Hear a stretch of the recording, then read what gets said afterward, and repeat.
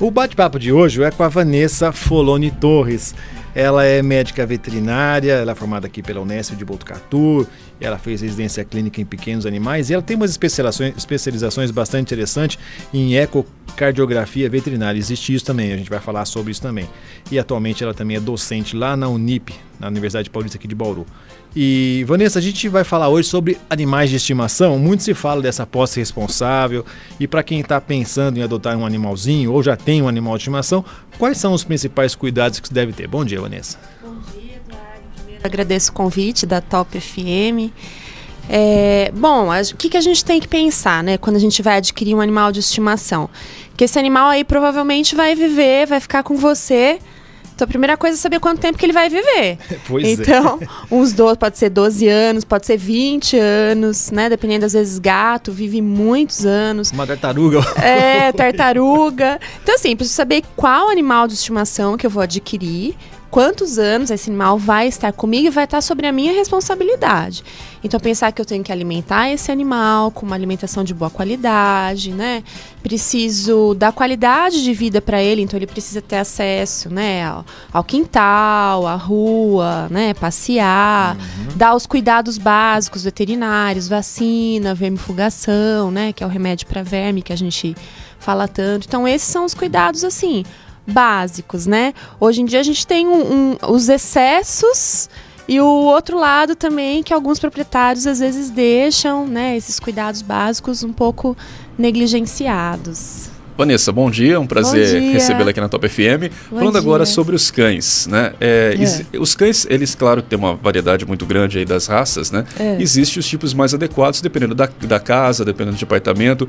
Como escolher a raça? Quais dicas para escolher a raça dos cães? Até pela questão da personalidade das pessoas também, o cotidiano, o estilo de vida. Sim, essa é uma pergunta muito interessante, porque quando a gente vai escolher um animal de estimação, principalmente um cão, eu preciso levar em consideração o porte desse animal. Então, por exemplo, a gente tem aí o labrador, acho que todo mundo assistiu o Marley aí, né? Então, imagina, colocar o Marley dentro de um apartamento, de uma kitnet pequenininha. Ele vai destruir o seu apartamento. Então, assim, é importante a gente colocar esse animal, que ele tenha, fique num espaço aí, pelo menos tenha um quintal, né? Então, por exemplo, animais de apartamento, quais são as raças indicadas? Raças de pequeno porte. Então, é o Yorkshire, o Shih Tzu, são raças pequenas, né? Pinscher, de preferência. É lógico que eu já vi o Chow Chow, o Chow Chow é aquele que tem a linguinha roxa, né? Todo peludinho. Chow Chow em apartamento, os Golden Retrievers em apartamento, então a gente vê. Mas assim, são animais que precisam de espaço, né? E tem alguns animais que precisam de atividade física. Então, a gente tem animais que fazem o agility, que são aquelas corridas e tudo, eles fazem aquelas provas de agility. Então é o Border Collie, que é uma raça que precisa de espaço, precisa correr, se movimentar. Então eu preciso levar isso em consideração quando eu vou adquirir um cão. Né? A gente vê muitas vezes o proprietário adquire um animalzinho, daí o animal ele não se adapta ao animal, o animal faz muito barulho, o espaço é pequeno, ou cresceu muito, ele acaba abandonando o animal. Então isso gera abandono, escolher o animal errado. E até aproveitando, existe também, por exemplo, os animais são mais indicados para crianças, os animais são mais indicados para ter companhia para idosos, muitas vezes que estão sozinhos. Sim, com certeza. Então, por exemplo, às vezes tem gente que adquire um animal, um Pinscher para criança. Pinscher é uma raça extremamente, assim, ardida, né? Aquele que você olhou para ele já tá latindo. Então, você não vai escolher um Pinscher para uma criança. É ideal você escolher um labrador, uma raça que seja brincalhona e que vai interagir mais com a criança. E ao mesmo tempo para um idoso, né? Você tem que escolher uma raça que seja mais tranquila, cães mais calmos, né?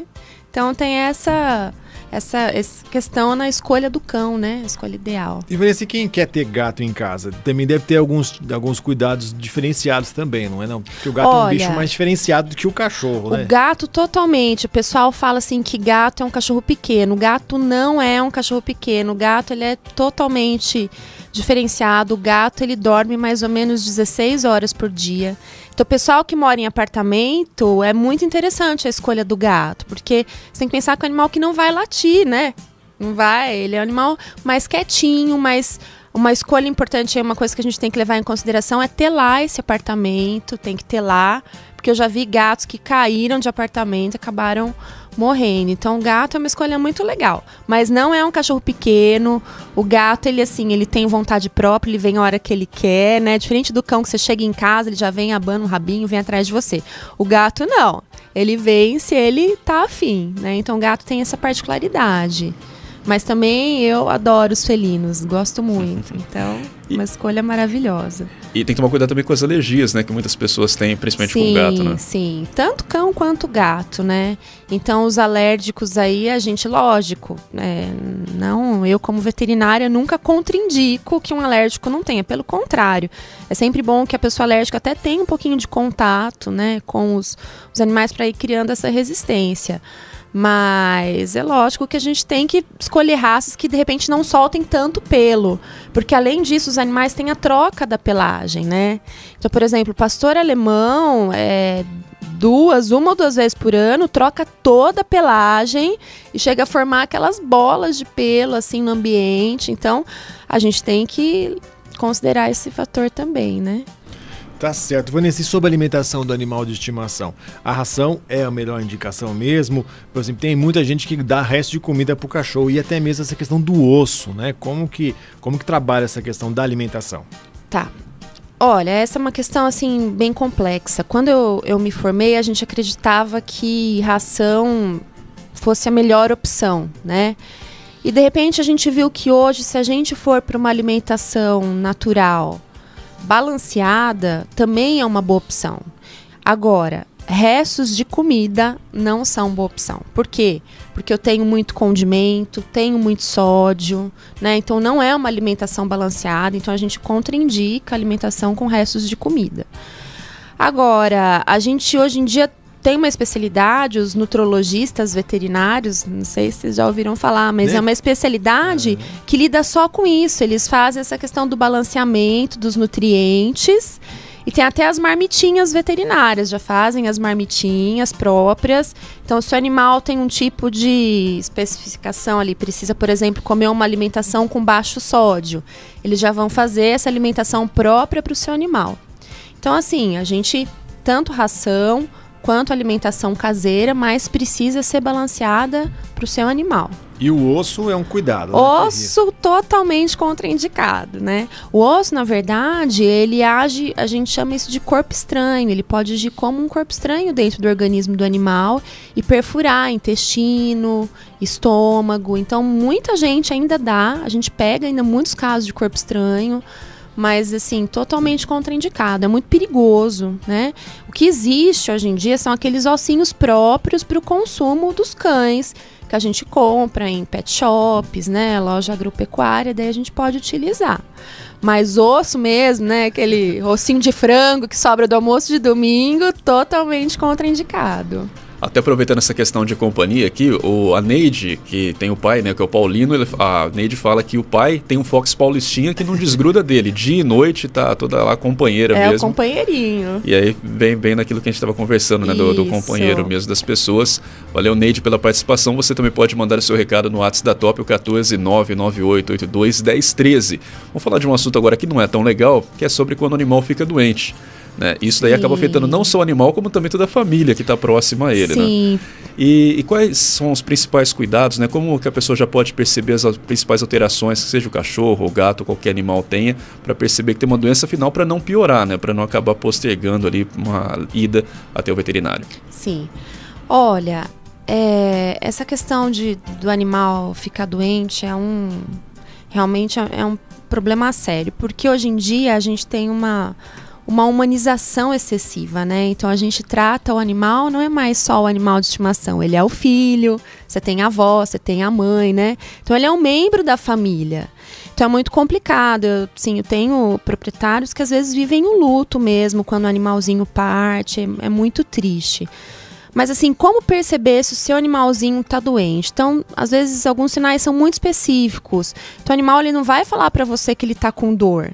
Então, às vezes, ele vai ficar mais quietinho, ele vai se movimentar menos, ele vai ficar muito tempo deitadinho, pode levantar com dificuldade, deitar com dificuldade. Então a gente tem que estar muito atento a esses sinais, né? Assim, pensar, esse cão é um cachorro velhinho, é um cachorro novinho. Então você vê um cachorro novinho que é brincalhão deitado, alguma coisa tá errada, né? Então esses são os sinais. Então, ao primeiro sinal de que alguma coisa tá errada, não medique o seu animal de estimação. Pelo contrário, leve no veterinário da sua confiança, justamente porque a gente possa fazer um diagnóstico aí precoce, né? Um grande problema que a gente tem é que hoje em dia as pessoas medicam muitos cães. E muitos medicamentos acabam piorando, né? Por exemplo, o diclofenaco, que é o cataflã, as pessoas medicam muitos animais com cataflã. E a gente tem muito problema de gastrite, às vezes até o animal chega a vomitar sangue por causa do cataflã. Né, Vanessa? Acaba humanizando e acha que há muitos medicamentos que servem para o ser humano, sim, não é a mesma coisa para o animal, né? Sim, é totalmente diferente. Na veterinária a gente tem a questão da espécie, né? Então, por exemplo, os cães têm um rol de medicamentos que eu posso utilizar. Os gatos, outro perfil de medicamento. Então, a gente tem, né, que diferenciar as espécies e tem os medicamentos corretos para cada espécie. Vanessa, você comentou bem, né? Logo na nossa entrevista, falou de tem nutrólogos para os animais e tudo mais. A medicina veterinária, assim como a medicina também, né, para os seres humanos, desenvolveu muito. E hoje existe uma série de exames. Sim. Você mesmo é especializada aí, né, em cardiologia, né? Sim. E a gente nunca imaginou um negócio desse, né? Eletrocardiograma e tudo mais. Diz para nós aí quais são os principais avanços, né? Porque hoje tem muita coisa. Então, até se falando de ter plano de saúde para cachorro, né? Já existe, né? Sim. Não, hoje em dia a gente tem, assim, a medicina veterinária desenvolveu muito. Da época que eu me formei para hoje, o ramo das especialidades, principalmente na clínica de pequenos animais, desenvolveu muito, né?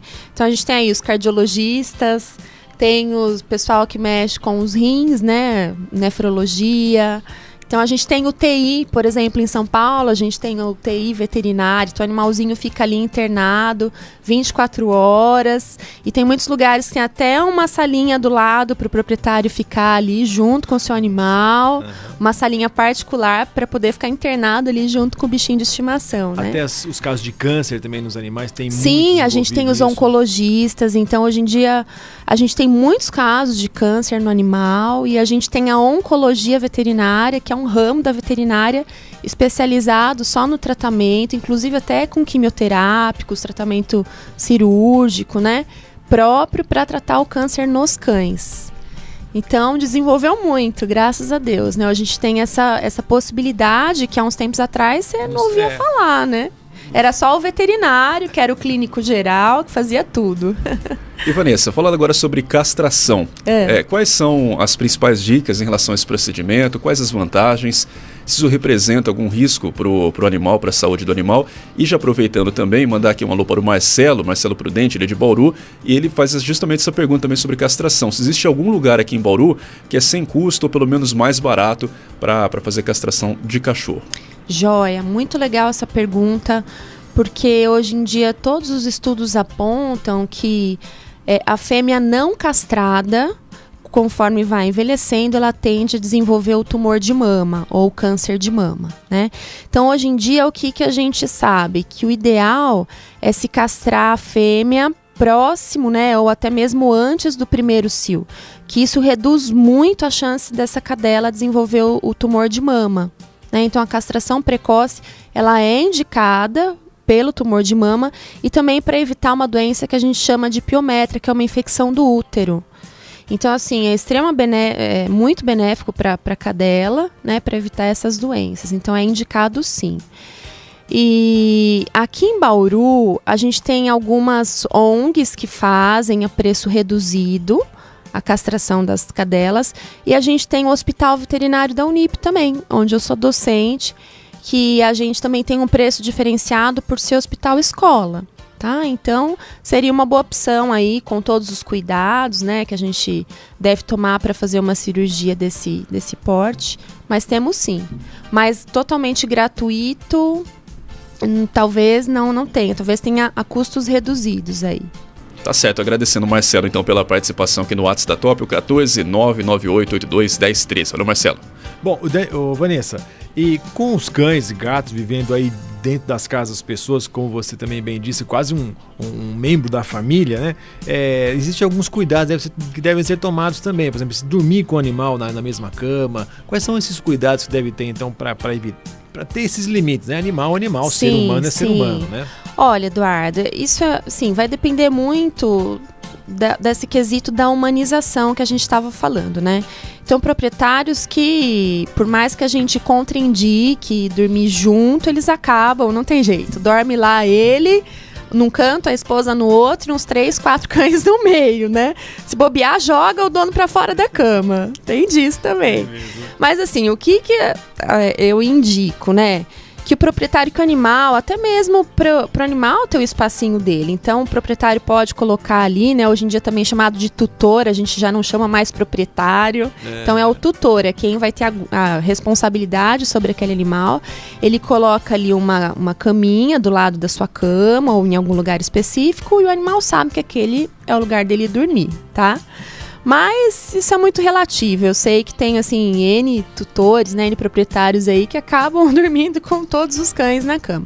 O que é importante, então? Que esse animal tenha um bom estado de saúde, né? Então, por isso eu reforço aí a questão da vacinação, de ter a vacinação em dia, sempre vermifugar, porque a gente sabe que tem várias doenças que podem aí ser transmitidas, né, dos animais pra gente. Então, sempre importante vermifugar, saber se o animal tem um bom estado de saúde, tomar muito cuidado com os carrapatos, pulgas. Então, a gente sempre precisa tratar. Existem hoje uma gama de medicamentos, né, que podem ser utilizados, as coleirinhas, os medicamentos que são colocados aqui no dorso do animal para proteger contra pulga e carrapato. Então, assim, é importante, porque inclusive o carrapato ele é vetor de várias doenças.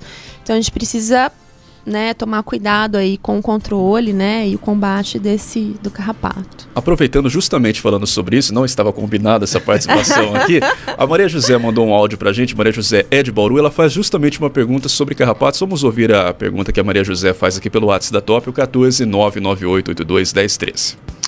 Bom dia. Eu queria fazer uma pergunta para a veterinária. Eu tenho a Julie, ela é uma Fox paulistinha, né? É um amor, ela já tá velhinha.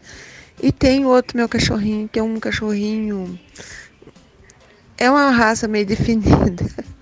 Um rentinho, mas é nosso amendoim, chama amendoim. E a gente não aguenta mais de tanto carrapato. Passa remédio, vou no shopping, dá banho nele. Quando volta, faz higiene no quintal. De repente ele tá de novo com carrapato. A gente não sabe mais o que fazer, o que é bom para passar nele. Porque ele é alérgico. Aí começa a sair aqueles carrapatos, já começa a sair fungo no corpinho dele. Bom dia. Obrigado, Maria José, pela participação aqui no WhatsApp da Top. Maria José, bom dia. Então, o controle de carrapatos realmente é bem complicado. Por quê? O carrapato, ele faz o ciclo dele no ambiente. Então, ele cai na grama, ele sobe no animal, né, faz o repasto sanguíneo, ele vai chupar ali o sangue do animal, e daí ele vai cair no ambiente e ele vai depositar os ovos ali, na grama ou no quintal, e depois todos aqueles ovos vão se transformar em carrapatos maiores e vão subir novamente no animal. Então, qual que é a dica aí, Maria José? Não vai adiantar você controlar só no seu animal. Realmente tem produtos que às vezes são fortes e podem até causar alergia. Então, você vai precisar fazer um controle integrado, que a gente fala. Você vai precisar controlar no seu ambiente. Então, a gente tem aí produtos que você pode utilizar no ambiente. Normalmente, é um controle aí a longo prazo. A gente utiliza aí, às vezes, produtos, né, dilui na água, utiliza no ambiente uma vez por semana, durante 3, 4 semanas para poder controlar. E outra coisa que também é utilizada, às vezes em canis comerciais, é a vassoura de fogo, que também tem esse efeito, né? Então você vai matar todas as outras formas, né? As formas jovens dos carrapatos, os ovos, e você vai conseguir fazer esse controle. Porque só no animal, se utilizar só o produto, você não consegue controlar. E o carrapato, ele se esconde. Então, ele fica escondidinho nas frestas, né? Ele sobe muro, né? Então, tem que ver muito essa questão da vizinhança. Às vezes, você controla no seu ambiente, mas o seu vizinho não consegue controlar. Então, uma fêmea ali que vai depositar os ovos, uma fêmea de carrapato, ela acaba infestando um ambiente mesmo. Então, fica muito difícil fazer o controle. Tá? Então, essa é a dica, fazer esse controle integrado.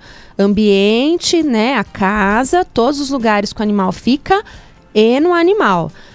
Para o animal, existem produtos, né? A gente tenta usar produtos que não sejam tóxicos. Então, aquelas pipetinhas que são colocadas, elas têm esse potencial de não dar alergia e não ter toxicidade.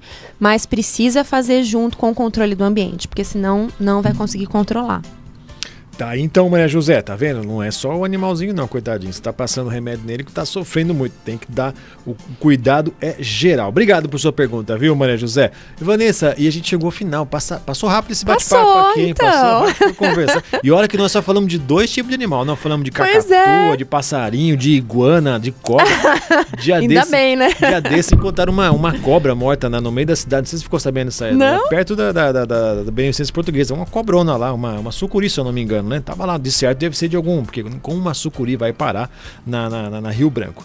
Mas você vai ter que voltar aqui outro dia pra gente falar sobre outros cuidados. Vamos combinar, vai ser um prazer. Né, e tudo mais, tem outros animais de estimação. Hoje nós focamos nos gatos e nos cachorros, viu?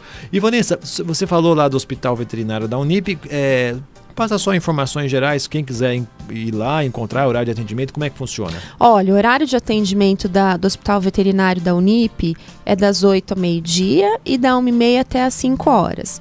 Então, a gente presta esses serviços à população, né? De preferência, as pessoas têm que marcar horário, dar uma ligadinha lá na faculdade, marca o horário para levar o seu bichinho lá. E são preços, assim, mais acessíveis, com uma equipe muito especializada, muito dedicada. Então, eles vão ser muito bem cuidados. Tá bom. Vanessa, muito obrigado, viu? Eu que agradeço, Eduardo. Excelente dia para você. Leva o nosso abraço. Foi um prazer. Pessoal da Unip.